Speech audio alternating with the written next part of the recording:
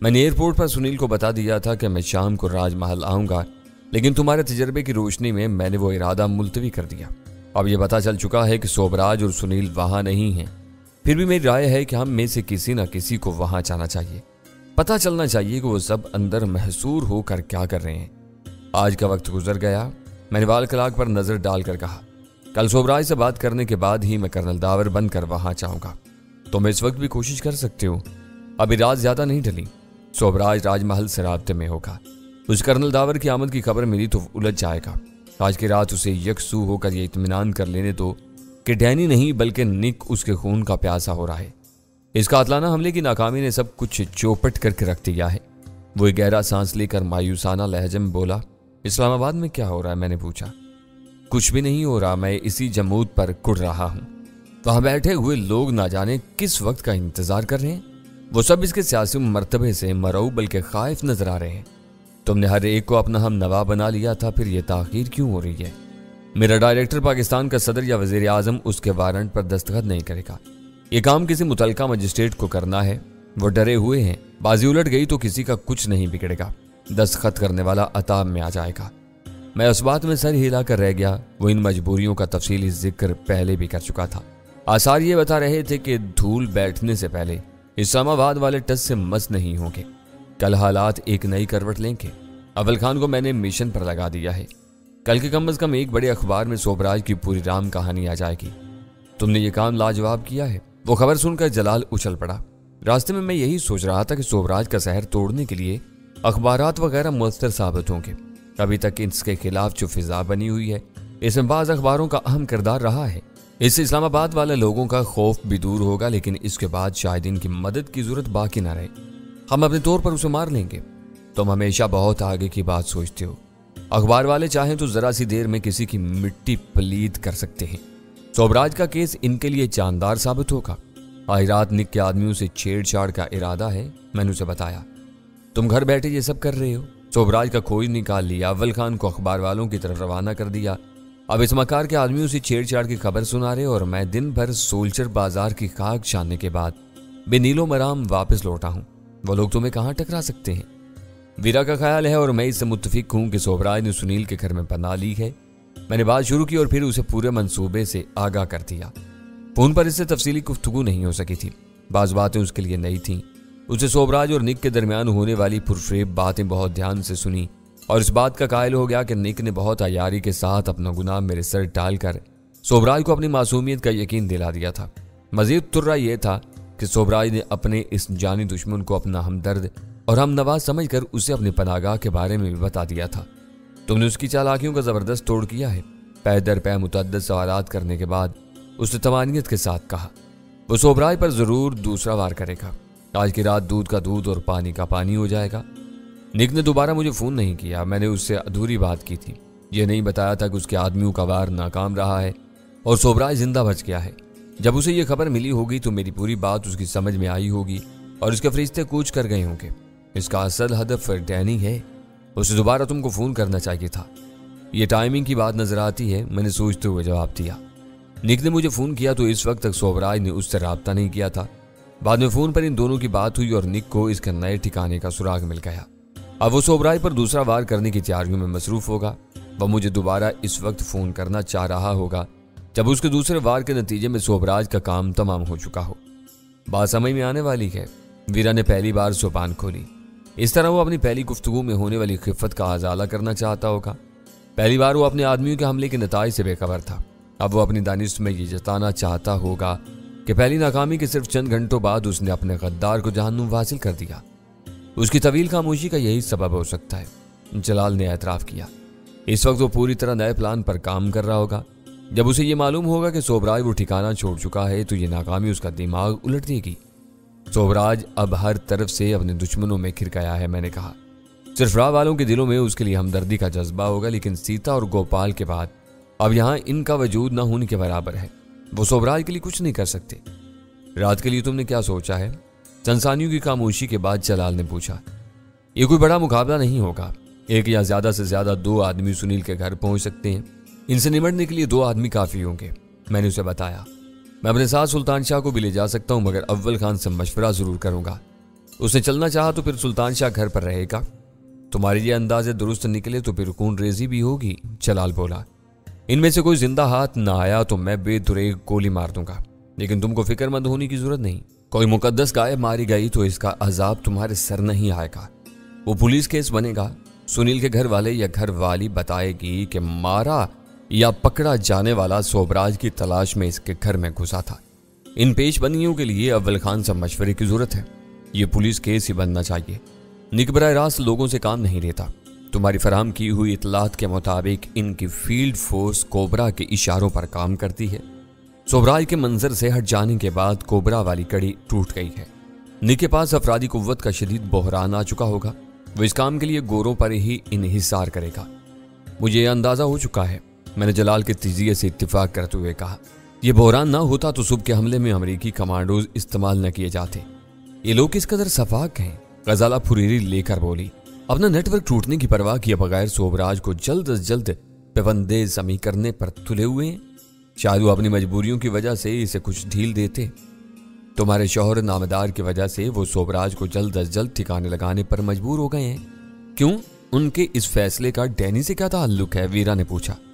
انہیں معلوم ہے کہ ڈینی اور کرنل داور دونوں سوبراج کے پیچھے لگے ہوئے ہیں۔ ڈینی قید میں ہے لیکن کرنل داور آزاد اور پوری طرح فعال ہے۔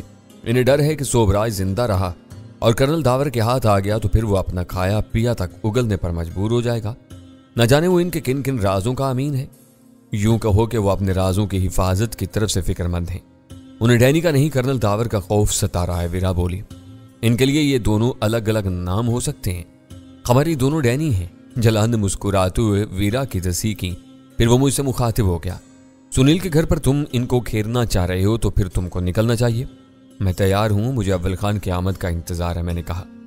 اس کے انتظار میں تم وقت ضائع کر رہے ہو، ایسا نہ ہو کہ وہ تمہارے پہنچنے سے پہلے ہی وہاں ہو کر لوٹ جائیں اور تم ہاتھ ملتے رہ جاؤ۔ تجربہ یہ بتاتا ہے کہ ایسے کاموں کے لیے رات گہری ہونے کا انتظار کیا جاتا ہے تاکہ ہر طرف ویرانی کا راج ہو اور کسی کی مداخلت کا اندیشہ نہ ہو۔ ویسے بھی وہ سفید فام ہوں گے تو بلا وجہ ہر شخص کی توجہ کا مرکز بنیں گے۔ میرا اندازہ ہے کہ وہ رات کے 2-2:30 بجے سے پہلے سنیل کے گھر کا رخ نہیں کریں گے۔ یہ ویرا کا اندازہ ہے کہ سوبراج نے سنیل کے گھر پر پناہ لی ہوگی۔ اگر وہ وہاں نہ رہا ہو تو پھر کیا ہوگا؟ سلطان شاہ نے اچانک سوال داغ دیا۔ کچھ بھی نہیں ہوگا، اس چکر میں جلال کا دن برباد ہوا ہے، ہماری رات کالی ہوگی اور ہم منہ اندھیرے واپس آ کر سو جائیں گے۔ میں نے مسکراتے ہوئے جواب دیا۔ کیا تمہیں سنیل کے گھر کا پتہ معلوم ہے؟ جلال نے مجھ سے پوچھا۔ وہ سوال کرتے ہوئے اس کے ہونٹوں پر عجیب سی مسکراہٹ کھل رہی تھی۔ مشہور لوگوں کے حاشیہ بردار بھی اپنے ولی نعمت کی طرح مشہور ہوتے ہیں۔ میرا خیال ہے کہ اس کا پتہ معلوم کرنے میں دشواری پیش نہیں آئے گی۔ مجھے معلوم تھا کہ تمہارا یہی جواب ہوگا، جلال بے ساختہ ہنستے ہوئے بولا۔ بعض امور کے بارے میں تمہارا تجربہ اور مشاہدہ قابل رشک ہے۔ تمہاری یہ بات 100% درست ہے کہ وہ لوگ گہری رات کے سناٹے میں سنیل کے گھر کا رخ کریں گے۔ کوئی ان کا راستہ روکے گا اور نہ ان کو پہچان لیے جانے کا خوف ہوگا۔ آپس کی تعریفوں پر خوش ہونے کے بجائے اول خان کو کم از کم فون ہی کر دو۔ ویرا نے مجھے سنجیدگی سے مشورہ دیا۔ وہ کسی کو سنیل کے گھر کا سراغ لگانے پر مامور کر دے گا۔ ہو سکتا ہے کہ سوبراج کے وہاں ہونے یا نہ ہونے کے بارے میں بھی پتہ چل جائے۔ ویرا کو مشورہ بہت معقول تھا۔ میں نے فوری طور پر اس پر عمل کر ڈالا۔ اول خان اپنے صحافی دوست سے ملاقات کے بعد ہماری طرف آ رہا تھا۔ راستے میں اس سے میری بات ہوئی اور اس نے آسانی سے وہ ذمہ داری قبول کر لی۔ کام ہو جائے گا، لیکن تم کو اچانک سنیل کا گھر کیوں یاد آ گیا؟ اس نے میری پوری بات سن لینے کے بعد اپنی حیرت کا اظہار کیا۔ سوبراج اپنے گھر میں نہیں ہے، کہیں روپوش ہو گیا ہے۔ اوہ، تو تمہارا خیال ہے کہ وہ سنیل کے گھر میں چھپا ہوا ہوگا؟ وہ میری پوری بات سنے بغیر ہی میرا مدعا سمجھ کر بولا۔ یہ ویرا کی رائے ہے جسے سب متفق ہیں۔ تم آ جاؤ تو یہاں بیٹھ کر اس بارے میں تفصیلی باتیں ہوں گی۔ میں نے یہ کہہ کر فون بند کر دیا۔ بیگن نک نے دی ہے، کیوں نہ آج اس کے آدمیوں پر یہی ہتھیار استعمال کیا جائے۔ اس وقت ویرا کے ذہن میں اچانک نادر خیالات آنے شروع ہو گئے تھے۔ مہلک تجویز ہے؟ سلطان شاہ نے کس تاخیر کا بغیر اعتراض کر دیا۔ وہ گن نک نے کرنل داور کو دی ہے، حملہ ڈینی کی طرف سے ہوگا، وہ بی گن کو استعمال نہیں کر سکتا۔ تم ان دونوں کا بھانڈا پھوڑنے والی تجویز دے رہی ہو۔ ابھی وہ بڑی حد تک کرنل داور پر بھروسہ کر رہا ہے۔ آج رات اس کے آدمیوں کے خلاف بی گن استعمال ہوئی تو بدک جائے گا۔ غزالہ نے سلطان شاہ کی تائید کی۔ فی الحال اس کیمیائی ہتھیار کو بھولے رہنا ہی بہتر ہوگا، میں نرمی سے کہا۔ سب سے بڑی خرابی یہ ہے کہ اس میں کچھ نامعلوم آلات چھپے ہوئے ہیں۔ ان کے ذریعے ہماری نقل و حرکت ان کی نظروں میں آ جائے گی۔ ہو سکتا ہے کہ ان آلات کے ذریعے وہ ہماری آوازیں سننے پر بھی قادر ہوں۔ میں یہ سمجھنے سے قاصر ہوں کہ تم بار بار اسے کیمیائی گن کیوں کہہ رہے ہو؟ اعتراض کی معقولیت کا اندازہ لگاتے ہی ویرا نے بات دوسری طرف پلٹ دی۔ پھر کیا کہا جائے؟ جلال نے جاننا چاہا۔ بایولوجیکل کا اردو مترادف حیاتیاتی ہوتا ہے، ویرا نے اس کی طرف متوجہ ہو کر عالمانہ انداز میں کہا۔ سب مانتے ہیں کہ تمہاری اردو بہت سے اردو دانوں سے بہتر ہے، لیکن گن کا یہ نام گمراہ کن ہوگا۔ اگر اس گن کو اس لیے حیاتیاتی کہنا چاہتی ہو کہ یہ زندگی کے معمولات پر اثر انداز ہوتی ہے، تو پھر ڈنڈا بھی ایک حیاتیاتی ہتھیار کہلائے گا۔ یہ اصطلاح صرف لوگوں کو خوف زدہ کرنے کے لیے استعمال ہوتی ہے، اسے صرف جراثیمی ہتھیاروں تک محدود رہنا چاہیے۔ اس گن سے ٹریگر یا بٹن دبنے سے کیمیائی عمل کے ذریعے گیس کی ایک طے شدہ مقدار خارج ہوتی ہے جو اعصاب کو مفلوج کر دیتی ہے، لیکن اس گن کو غیر ضروری اہمیت دینے کے لیے بایولوجیکل کہہ دیا تو یہ حیاتیاتی گن نہیں بن گئی۔ میں نے وضاحت کی۔ ویری گڈ، جلال تحسین امیز لہجے میں بولا۔ میری غلط فہمی بھی دور ہو گئی۔ شاید ہم ایسے ہتھیاروں کو حیاتیاتی کہہ سکتے ہیں جن کے استعمال کے نتیجے میں چیچک، طاعون، ہیضے اور یرکان وغیرہ جیسی متعدی اور موذی بیماریوں کی وبا پھیل سکتی ہو۔ تم ان چکروں میں غلط پڑ گئے، ویرا سر جھٹک کر مجھ سے بولی۔ تم کو وکالت یا تدریس کا پیشہ اپنانا چاہیے تھا۔ رفتہ رفتہ تم اپنی بات منوانے کے فن میں طاق ہوتے جا رہے ہو، اپنے مطلب کی دلیلیں بھی خوب گھڑ لیتے ہو۔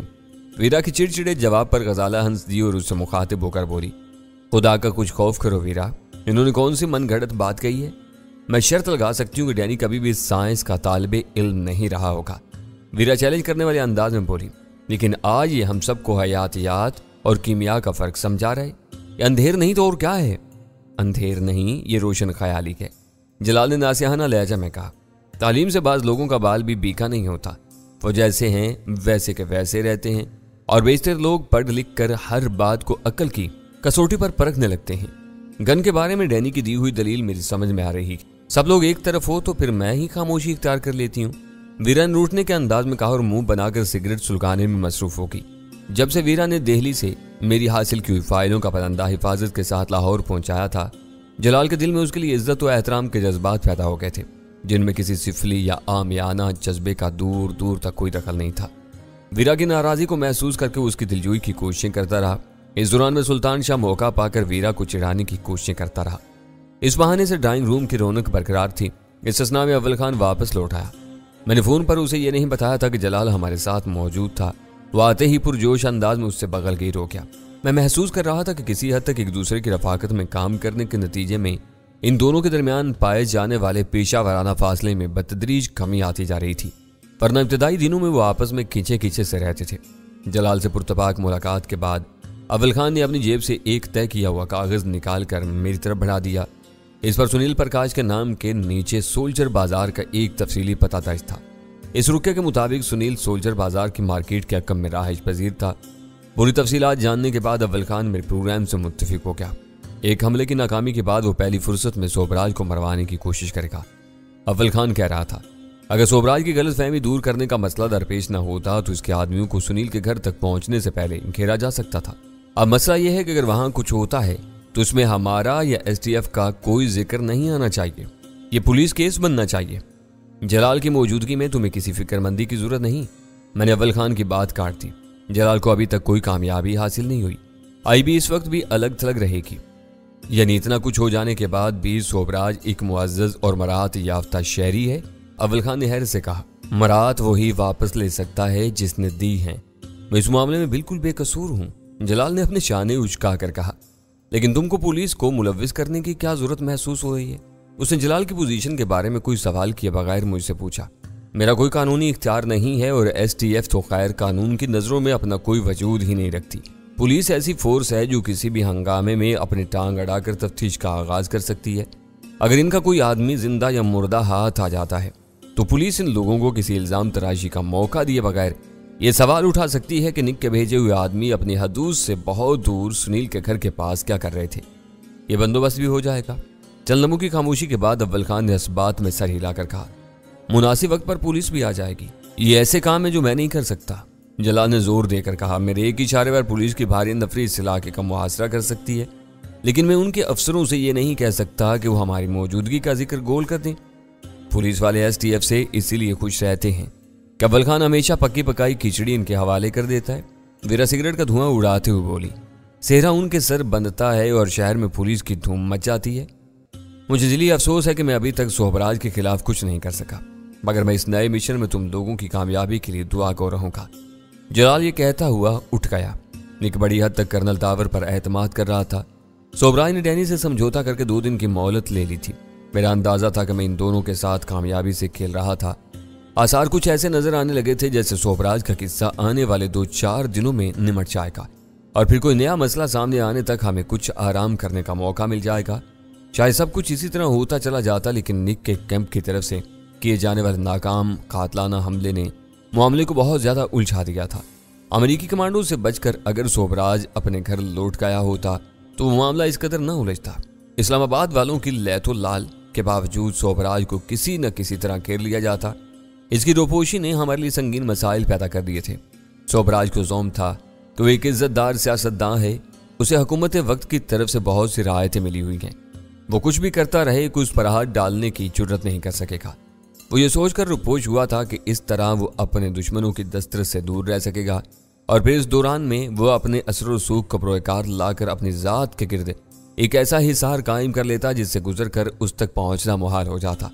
वो समझ रहा था कि इसकी लड़ाई सिर्फ डैनी और वीरा से चल रही है। जो कुछ डैनी जानता है वो दूसरों के या कम अज कम कानून के किसी मुहाफिज की इल्म में नहीं है। उसकी खुशफहमी का सबब यह था कि इस वक्त तक उसके जराइम के सिलसिले में किसी ने उससे कोई बाज़पुरस नहीं की थी।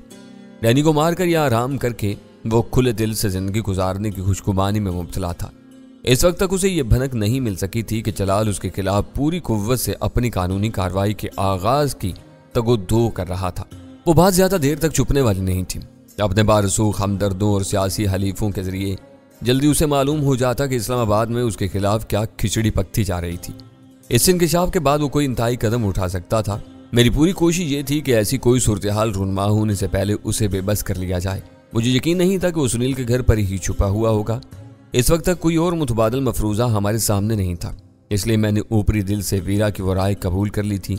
हाथ पर हाथ रखकर सोबराज के मंजरेआम पर आने का इंतजार करने से बेहतर था कि इसकी तलाश में कुछ न कुछ किया जाए। मैंने सुल्तान शाह से यह बात बिला सबब नहीं कही थी कि सुनील के घर तक तोड़ लगाने का कोई नतीजा न निकला तो हमारी रात कारी होगी। वहां कुछ न होने की सूरत में मुझे ये इत्मीनान जरूर हो जाता कि हमने सोबराज तक पहुंचने की हर मुमकिन कोशिश की थी। नाकामी के मुकाबले में कुछ न करने की खलिश मेरे लिए ज्यादा परेशान कुन थी। मैंने अव्वल खान से तय किया और रुक्का लेकर सुनील के घर का पता देखा तो इस वक्त मेरे जहन में यह ख्याल नहीं आया था कि राजमहल से इस घर का फासला मुश्किल से 1 किलोमीटर या इससे भी कम रहा होगा। राजमहल पुरानी फ्रूट मार्केट के करीब वाक़ था। सुनील म्यूनसिपल मार्केट के अकम में रहता था। वहां पहुंचने के बाद मुझे अंदाजा हुआ कि शायद सुनील ने सारी उम्र राजमहल वालों की नौकरी में गुजारने का फैसला करने के बाद वो घर खरीदा था जहां से वो चंद मिनट में राजमहल पहुंच सकता था। वहां से उसे काम पर आने जाने की सहूलत थी तो सोबराज को भी ये इत्मीनान रहता होगा कि उसका गुलाम उसके एक इशारे पर जरा सी देर में राजमहल पहुंच जाएगा।